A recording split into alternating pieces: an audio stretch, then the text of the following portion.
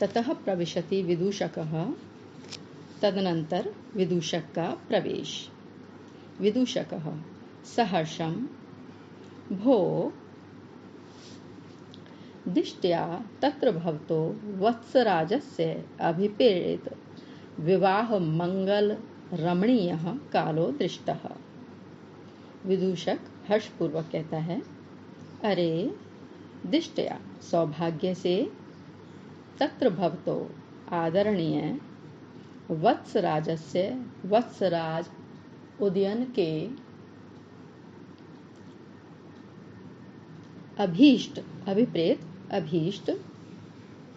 विवाह मंगल रमणीय कालो दृष्टः। मंगलमय विवाह के रमणीय समय को हम लोगों ने देख लिया है। सौभाग्य से आदरणीय वत्सराज उदयन के अभीष्ट मंगलमय विवाह के रमणीय समय को हम लोगों ने देख लिया है, अर्थात सौभाग्य से उनके विवाह का समय समीप आ गया है। भो अरे को नाम एतत् जानाति तादृशे वयम् अनर्थ सलिलावर्ते प्रक्षिप्तः पुनः उन्मंक्षाम इति।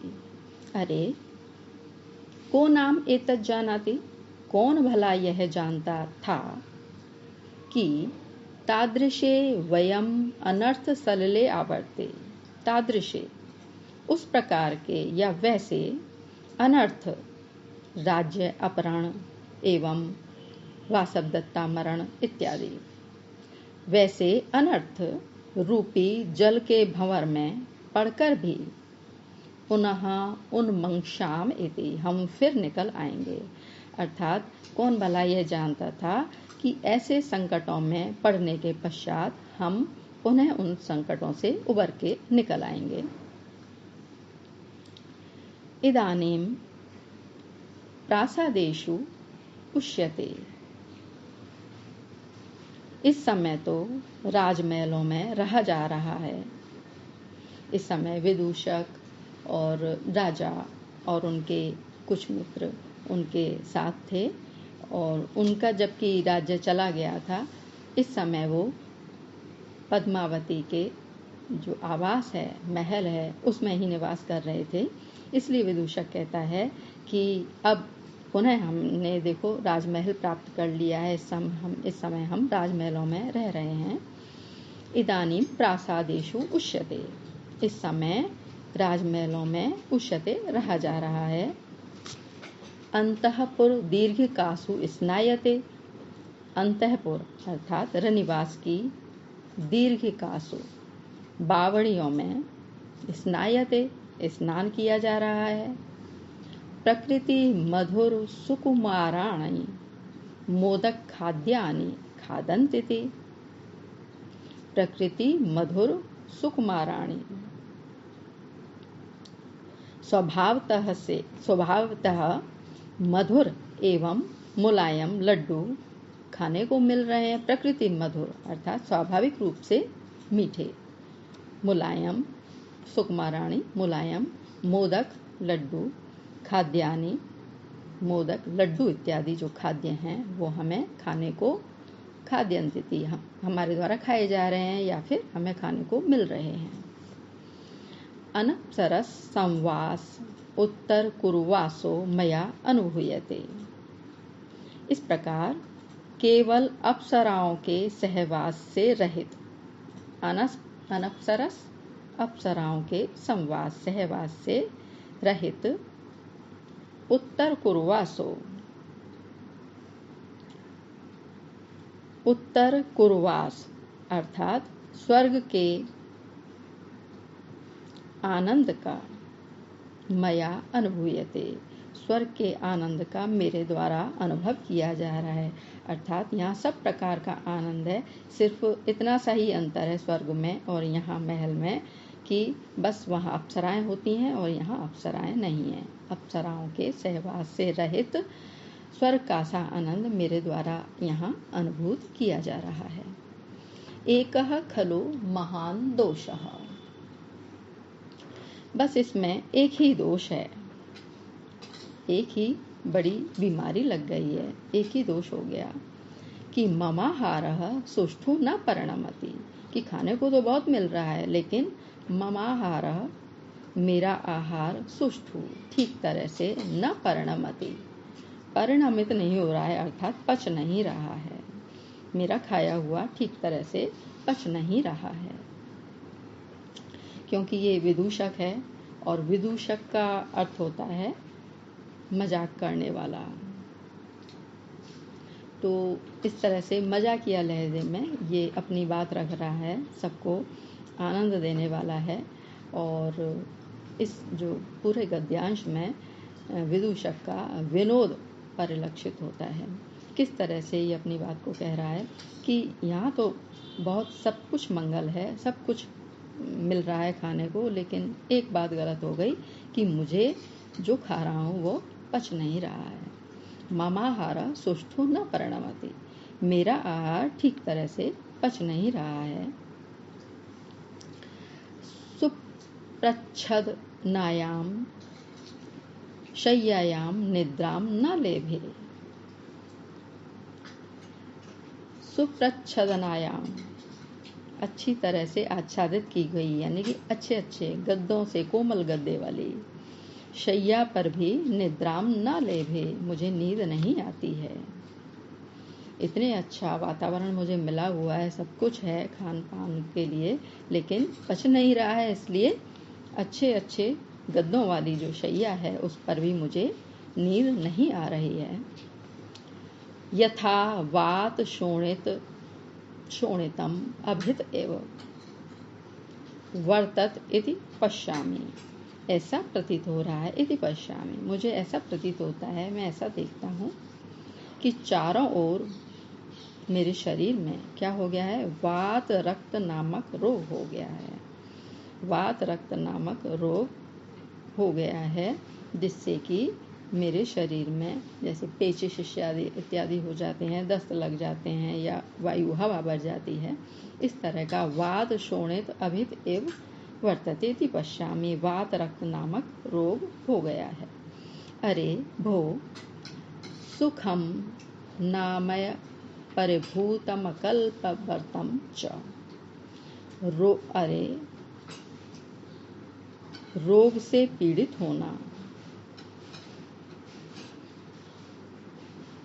तथा कलेवा न करना, ये जीवन का सुख नहीं है। भो सुखम नामय परिभूतम अकल्प्यवर्तम च, अर्थात सुखी वही है जो व्यक्ति किसी रोग से पीड़ित नहीं हो और उसे प्रातः कलेवा मिल जाए, नाश्ता मिल जाए, तो वो व्यक्ति इस संसार में सबसे अधिक सुखी है। उसे कलेवा मिले और वो कलेवा पच भी जाए, अर्थात वह किसी प्रकार से रोग से ग्रसित नहीं हो, यही संसार में सबसे ज़्यादा सुख है। और यदि ऐसे नहीं है तो वो व्यक्ति सुखी नहीं कहा जा सकता, वो व्यक्ति दुखी कहा जाएगा। इस तरह विदूषक ने अपने इस वाक्य के द्वारा अपना सबको हंसा देने वाला और मोदित कर देने वाला भाव प्रकट किया है। अभिप्रेत विवाह मंगल रमणीय, अभिप्रेतम विवाह मंगलम तेन रमणीय, यहाँ कर्मधारय समास है। अभिप्रेतम विवाह मंगलम कर्मधारय और तेन रमणीय तृतीया तत्पुरुष।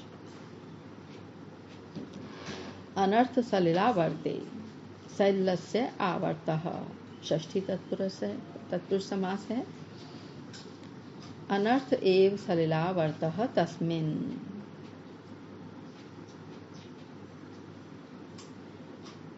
इसमें मयूख्यंसकादि रूपक समास है। प्रकृति मधुर सुकुमाराणी, स्वभावतः मधुर एवं कोमल, स्वभावतः मधुर एवं सुकोमल। मधुराणि च तानि सुकुमाराणि, विशेषण उभय पद कर्मधारय समास। प्रकृत्या मधुर सुकुमाराणि, इसमें तृतीय तत्पुरुष समास। अनप्सरस संवासः, अप्सराओं से रहित निवास, अर्थात अप्सरसाम संवासः। षष्ठी तत्पुरुष। अविद्यमानः अप्सरस संवास यस्मिन् सः, ये बहुव्रीहि। उत्तर कुर्वासः, उत्तर कुरु में रहना। उत्तराश्चते कुर्वः, कर्मधारय समास। तेषु वासः, सप्तमी तत्पुरुष समास। आमय परभूत, अर्थात रोग से पीड़ित। आमयेन परिभूतम, तृतीय तत्पुरुष। अकल्यवर्तम, कलेवा से रहित।